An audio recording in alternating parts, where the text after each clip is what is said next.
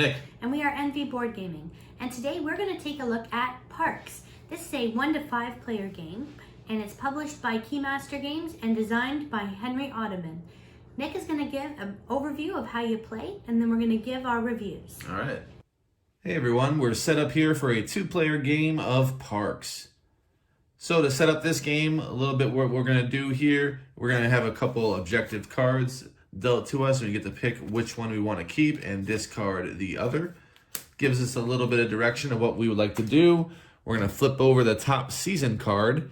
Top season card is going to say what is active on this season, what's special about this season, and it's going to say how we're going to set up the weather here. So the weather will determine what comes out on the trail. So it shows sun and 2 rain. So we're going to skip the first spot in the trail, and then we're going to go ahead and put sun, 2 rain, and then sun and 2 more rain until this runs out. So in this case, it'll be 2 sun and 3 rain. There you go.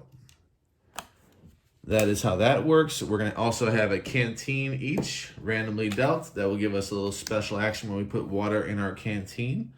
This player also only gets one of these, so they selected that one. We're also going to get a campfire of the player color, so green's campfire and purple's campfire on the lit side face up.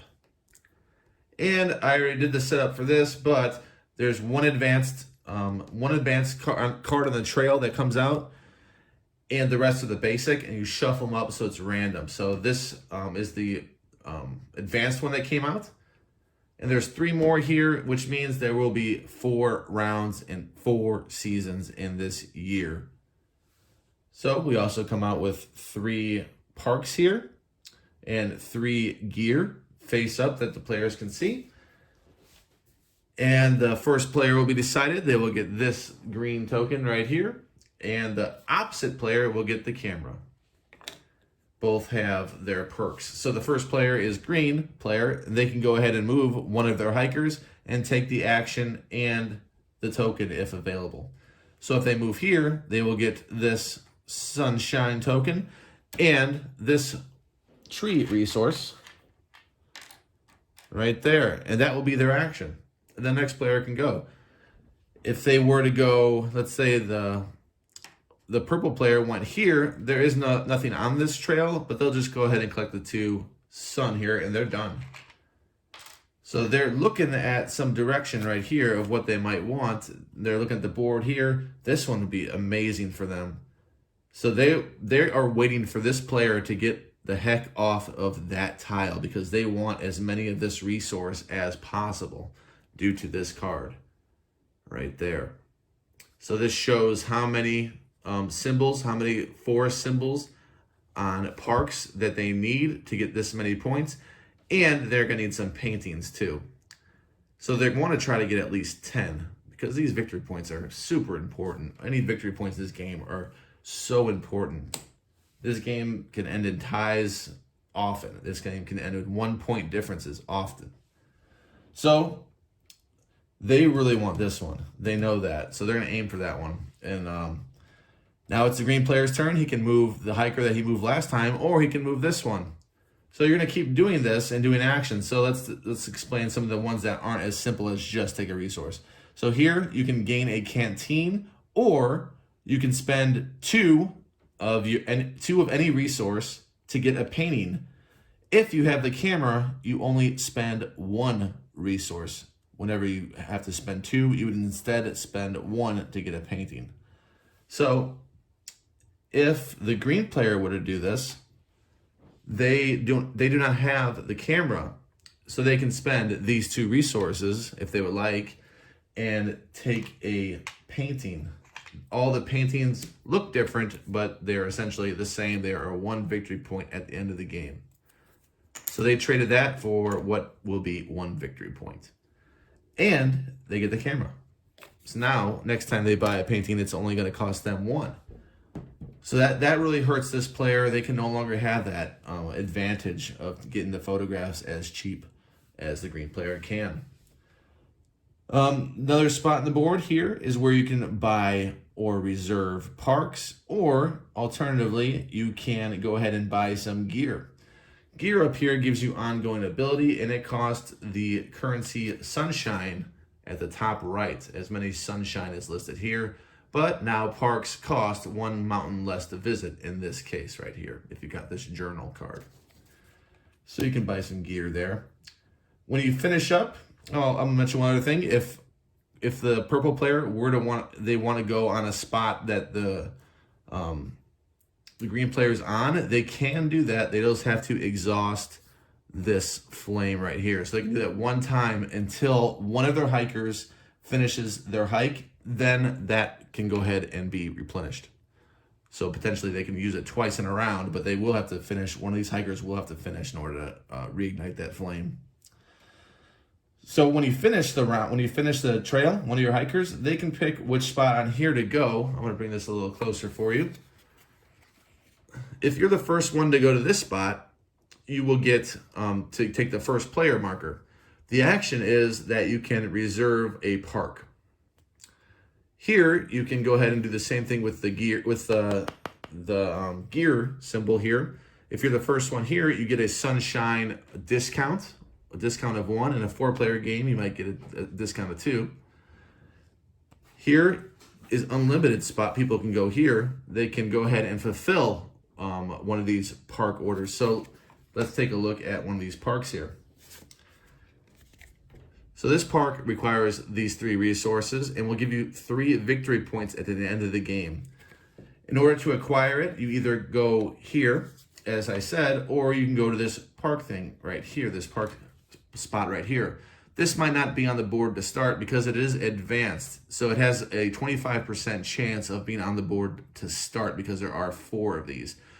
Every round 1 gets added. It just so happens that this one, it started right from the get-go.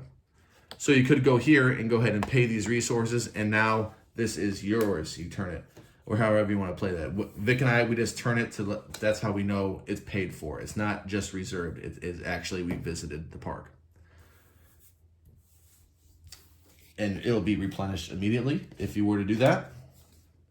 So it's gonna be 4 rounds of this. At the end of the round, the person with the camera has the option to buy a painting at $1 at a discount of a resource. Also, these will be shuffled again with 1 added. We will get a new season out here. One more thing I'll explain is the canteens. If you were to gain water and you have a canteen that doesn't have water on it, you could put water right on it and do the action listed right here. So these are the 2 canteens that are out. I'll explain these 2. This is saying you can trade a resource for any resource except a wilderness, which I'll explain. You can do it 2 times. So you can do that trade as soon as you put water on this canteen. This canteen is, you can trade 1 resource for a wilderness token, or you can reserve one of the parks. You cannot pay for that park, you cannot own it yet, but you can reserve it. You can hurt your opponent doing that, taking something that you know that they want, or you just reserve something that you know you want and you don't want your opponent to take. So, wilderness, very simple. Wilderness, there's all kinds of these cute animals in here. They're all painted in like a wood look right here. And they are a wild resource. They can count for whatever you would like. So you can trade a good for a wilderness. That's going to help you because it's really versatile now. That is that. And at the end of the game, you're going to count up all the parks you visited, adding their victory points to them. You're going to see who has the first player marker. That's worth a point. The paintings are all worth a point. And you're going to check your objective cards and see how many points you got off of those, if any. Winner of the game is whoever has the highest total of victory points. That's how you play. Hey everyone, welcome back for our review of Parks. So we played this game at 3 players on Tabletopia, I believe, or Tabletop Simulator a few times. We played it with expansion online. We're just going to review the base game. That's what we played here on the actual physical components, everything on the table. We played it a few times. Going to give you a review of the base game of Parks. This one for me, silky smooth, 8.6. Now that we're not doing like we can't see our angle, I got to show Vic. It's 8.6. We used to record where we can see ourselves, now we can't. So we have to actually show what we're saying. It's going to be a little different for us. 8.6, an amazing score. Definitely, it's a little pricey for what you're getting. You're not getting a tremendous amount of components, but what you are getting is an excellent production. You're getting excellent top of the line artwork, some of the best artwork you'll ever see in any board game ever. You're gonna get really nice insert, beautiful, lays in perfect. The game, like I said, every aspect of it, the gameplay, the look of it, silky, smooth. That's the way I describe this game. It's a linen finished, even the sheets are in here are linen finished, really nice, super great production, amazing. So when I first saw this game, I thought that maybe the gameplay would suffer because it looked so focused on its beauty. So I was thinking that maybe this is just an okay card game, maybe a little too light, wasn't for me. I gave it a shot, thoroughly impressed. This is not just a beautiful production, it is a beautiful game. It plays wonderfully, the turns are real smooth. It doesn't get old, not yet at least. It hasn't got old on me. I'm interested in the game, I'm interested in all the actions. I'm always planning different things. Every game feels different. There's tons of gear cards out there too that you get, like backpack cards that you can get. I was impressed with how many of those you get. So the game's going to change in that regard. Tons of different parks out there with all beautiful artwork. It just looks really good on the table and it's enjoyable as well. What do you got, Vic? You won't believe it. I did 8.6 as well. Hell yeah. Yep. Nice. Wow, it's a great game. Looks good, like Nick said. I won't repeat everything.